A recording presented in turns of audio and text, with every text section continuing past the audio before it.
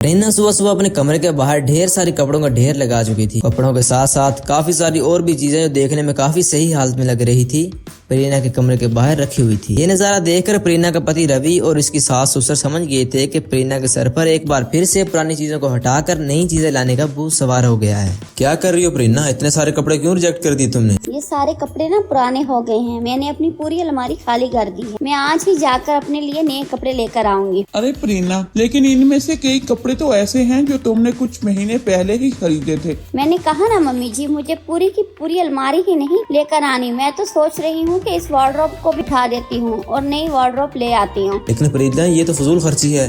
आखिर तुम्हें पुरानी चीजों से इतनी एलर्जी क्यों है?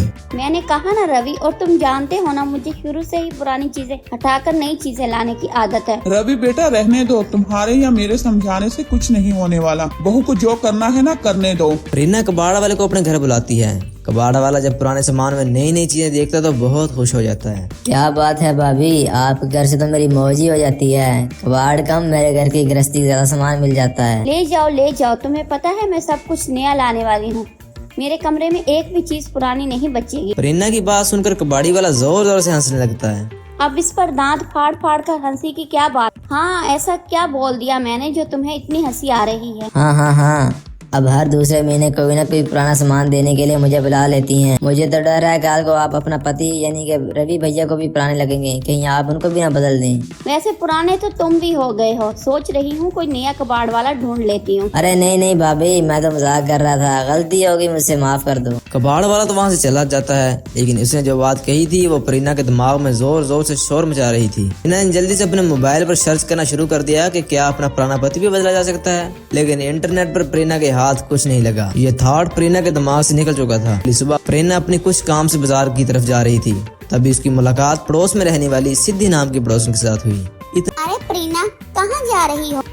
अरे कुछ खास नहीं, बस वही रोज का काम, सब्जी खरीदने जा रही थी। हाँ यार, मैं भी दिन रात वही पुराने काम करके ना बोर हो गई हूँ।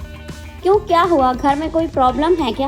अरे प्रॉब्लम तो कुछ नहीं है। रोज रोज वही सास ससुर पति के लिए खाना बनाओ, सुबह का खाना, शाम का खाना, कपड़े धोना, एक ही जैसा काम, वही पुरानी बोरिंग जिंदगी, कुछ नया है ही नहीं। इसलिए मैं ना हर थोड़े दिन में पुरानी चीजें निकाल कर नई चीजें लाती रहती हूँ। अरे प्रेरणा, सामान की बात अलग है, मैं तो ससुराल की बात कर रही हूँ। अब कोई पुराना ससुराल हटाकर नया ससुराल तो नहीं ला सकता ना। हाँ, बात तो तुम्हारी सही है, लेकिन कितना मजा आए ना अगर एक औरत को अपनी जिंदगी में अपने पुराने ससुराल से निकलकर नए ससुराल में जाने का कोई ऑप्शन मिल जाता। अगर ऐसा हो ना तो मैं आज ही नए ससुराल में चली जाऊं। अरे अपनी सास के रोज रोज के ताने सुन सुनकर ना परेशान हो चुकी हूँ मैं। सही कहती हो। इतना कहकर सुधी चली जाती है, लेकिन प्रेरणा के दिमाग में पुराने ससुराल को बदलकर नए ससुराल में जाने का था। जोर से चलने लगता है। यही सब कुछ सोचते सोचते प्रेरणा अपने घर चली जाती है। जैसे ही वो घर के अंदर कदम रखती है, अरे 5 बज गए प्रेरणा, जाओ मेरी चाय बनाकर ले आओ फटाफट। तुम्हें पता है ना 5 बजते ही मुझे चाय पीने की कितनी हिचकिचाहट होने लगती है। आपकी इस पुरानी आदत से मैं अच्छी तरह वाकिफ हूँ मम्मी जी। पूरे 5 साल हो गए हैं मुझे इस ससुराल में। अब तुम्हारे लिए ससुराल भी पुराना हो गया। अरे प्रेरणा बहू, कहीं ऐसा ना हो कि अपने सामान के बदलने की आदत के चलते चलते तुम ससुराल भी बदल डालो। ऐसी कैसी बातें करते हैं आप? ससुराल बदलने का मतलब समझते हैं दूसरी जगह शादी करना। हमारे बेटे के साथ बहुत खुश है, हमारी बहू। दूसरी जगह शादी क्यों करेगी? मुझे इस ससुराल में ये सब बातें लोग मेरे लिए पुरानी हो गई हैं। बात तो मम्मी जी बिल्कुल सही कही। रवि तो बहुत अच्छे पति हैं, मुझे दूसरी शादी करने की क्या जरूरत है। लेकिन सदी की बात भी तो सही थी, पुराने ससुराल के साथ कोई औरत क्यों जिए? और मुझे तो वैसे भी पुरानी चीजों से एलर्जी है। ऐ भगवान, कुछ तो करो मेरी जिंदगी में ऐसा। ठीक उसी वक्त प्रेरणा के मोबाइल की घंटी बजने लगती है। प्रेरणा ने देखा कि उसकी दूसरे शहर में रहने वाली एक नीता का फोन आया है। बिल्कुल भी ठीक नहीं हूँ यार, तू तो जानती है ना मैं यहाँ दूसरे शहर में नौकरी के लिए आई हूँ, लेकिन फिर घर वालों की चिक चिक से परेशान हो चुकी हूँ। अरे क्या बताऊँ यार, रोज रोज सासू माँ फोन करके एक ही बात कहती है, शहर में ट्रांसफर ले लो, ये यहीं रहने के लिए आ जाओ। अब तू तो जानती है ना, मुझे ये ससुराल में रहना बिल्कुल भी पसंद नहीं। सब ना अपनी अपनी पसंद है। तू तो जानती है ना, मुझे ये ससुराल में रहना बिल्कुल भी पसंद नहीं। सबकी ना अपनी अपनी पसंद है। किसी को सास ससुर के साथ रहना अच्छा लगता है, किसी को नहीं। लेकिन मैं अपनी सास के रोज और इसके फोन से ना परेशान हो चुकी हूँ। सोच रही हूँ इनके लिए कोई बहू ढूंढ कर देती हूँ, इनके साथ रहेगी। कम से कम इस बहाने वो मुझे कॉल करना तो बंद कर देगी। अरे यार, मैंने कहा ना मैं अपने पुराने ससुराल से बोर हो चुकी हूँ। अरे कैसी बातें कर रही हैं? पुरानी चीजें बदल कर नई चीजें खरीदने की आदत से ना मैं अच्छी तरह वाकिफ हूँ, लेकिन तुझे पता होना चाहिए हम चीजें बदल सकते हैं, घर वाले नहीं। और तेरी सास चाहती है कि इन्हें एक बहू मिल जाए, तो क्यों ना मैं इनके साथ जाकर रहने लगूं। हाँ वो बात तो है, लेकिन तू अपनी फैमिली को छोड़कर वहाँ क्यों रहने जाएगी?